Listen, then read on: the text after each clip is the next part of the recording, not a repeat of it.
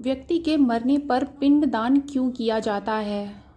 मृत्यु जीवन का अटल सत्य है, यानी जिसका जन्म हुआ है उसकी मृत्यु निश्चित है। पृथ्वी पर आए हर एक जीव को इस लोक को छोड़कर जाना पड़ता है।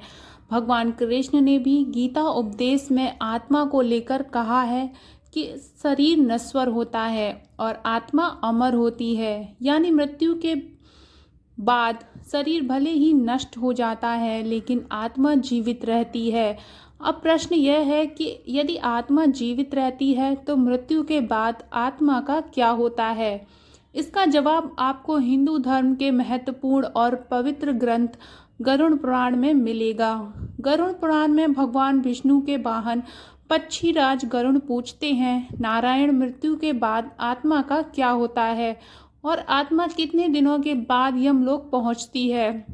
गरुड़ के सवालों का जवाब देते हुए भगवान विष्णु कहते हैं, मृत्यु के बाद जीवात्मा को यमलोक तक की यात्रा करने में पूरे 47 दिन लग जाते हैं। इन 47 दिनों के दौरान उसे कई तरह की यातनाओं का भी सामना करना पड़ता है।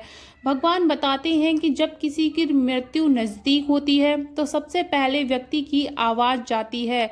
इसके बाद मृत्यु से कुछ समय पहले ही व्यक्ति को दिव्य दृष्टि प्राप्त होती है, जिसमें मनुष्य सारे संसार को एक रूप में देखने लगता है और इस तरह से उसके शरीर की सभी इंद्रियां स्थिर हो जाती हैं। जब व्यक्ति की मृत्यु हो जाती है तो यमलोक से तो 2 दूत आते हैं और दूतों को देखकर आत्मा शरीर का त्याग कर बाहर निकल जाती है। आत्मा के शरीर त्यागने के बाद यमराज के दूत आत्मा के गले में पास बांध कर देते हैं और उसे यमलोक ले जाते हैं।